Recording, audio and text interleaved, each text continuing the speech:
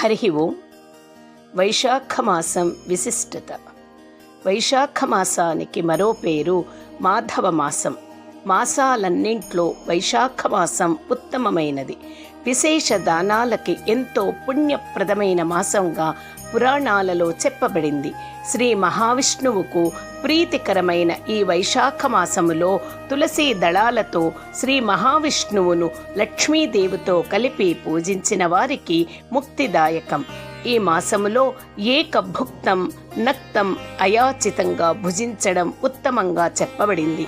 వైశాఖ మాసం దేవతలతో సహా అందరికీ పూజనీయమైనది.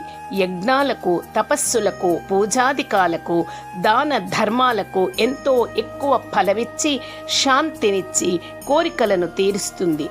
ఎవరైతే ఈ మాసంలో సూర్యోదయానికి ముందే లేచి స్నానం చేస్తారో వారికి ఉత్తమ గతులు కలుగుతాయి.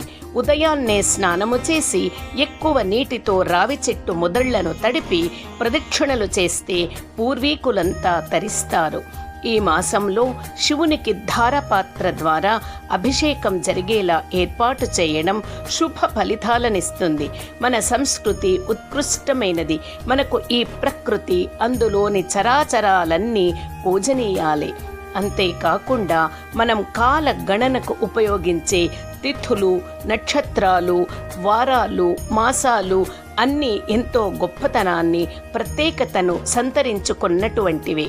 చాంద్రమాసం పాటించే మనకు చైత్రం మొదలుకొని పాల్గొనం వరకు 12 నెలలు ఉన్నాయి.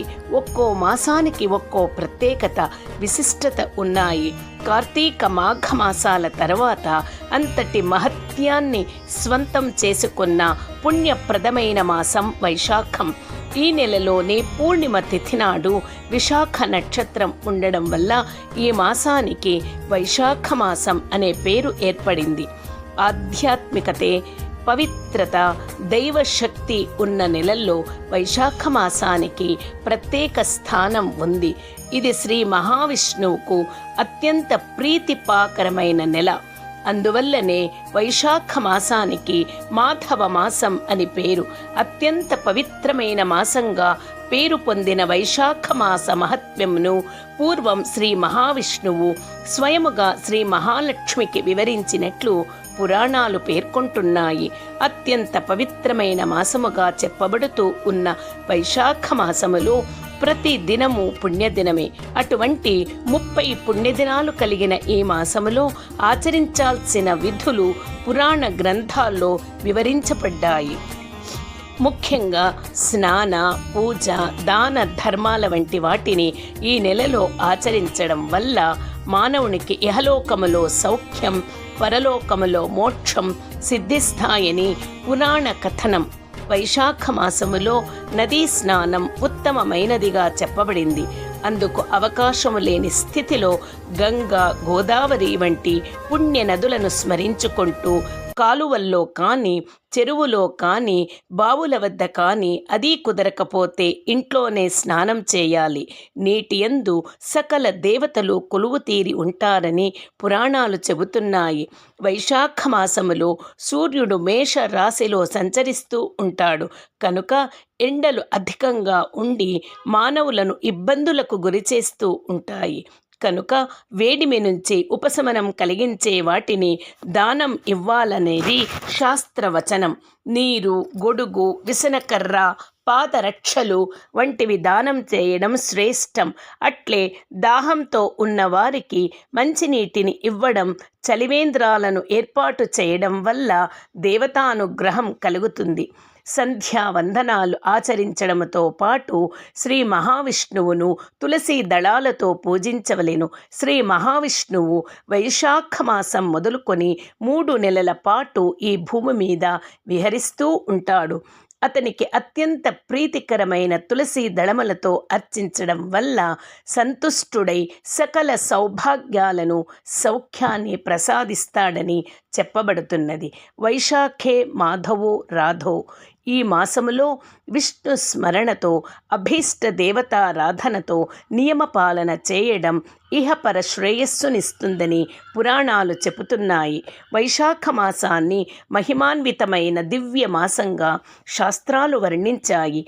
ఈ మాసాన ప్రాతకాలాన లేచి మధుసూదనుని స్మరిస్తూ స్నానం చేయడం విశేష ఫలప్రదం. ప్రాతః సనియమస్యాన్యే ప్రీయతం మధుసూదనః. ప్రాతః సనిమయ స్నాన్యే ప్రీయతాం మధుసూదనః. అదే విధములో మాధవే మేషగే భానౌ మురారే మధుసూదన ప్రాతః స్నానేన మే నాథ ఫలదో భవ పాపహన్ అనే ప్రార్థనతో తీర్థాదులలో చేసిన స్నానం దివ్య ఫలాన్నిస్తుంది. తులసి కృష్ణ గౌరాభ్యాం తయాభ్యర్చ్య మధుద్విష్యం. విశేషణతు వైశాఖే నరో నారాయణో భవేత్. మాధవం సకలం మాసం తులస్యా యోర్చయే నరః. త్రిసంధ్యం మధుహంతారం తస్య నాస్తి పునర్భవః. వైశాఖమాసమంతా శ్రీ మహావిష్ణువును తులసి దళాలతో అర్చించితే శ్రేష్టం. ప్రాతః స్నానానంతరం అధిక జలముతో అశ్వత్థ వృక్షపు మూలాన్ని తడిపి ప్రదక్షిణలు చేస్తే పూర్వీకులంతా తరిస్తారు. ఈ మాసములో వంటిపూట భోజనం లేదా నక్తం పగలంతా ఉపసించి రాత్రి ప్రారంభములో భుజించడం ఆచరించడం మంచిది. ఈ మాసములో చలివేంద్రాలు, పళ్ళరసాలు, మజ్జిగ వంటి పానీయాల శాలలను నిర్వహించడం, విసనకర్రలు, గొడుగులు, పాదరక్షలు దానం చేయడం పుణ్యఫలాన్ని ఇస్తుంది. హరి ఓం.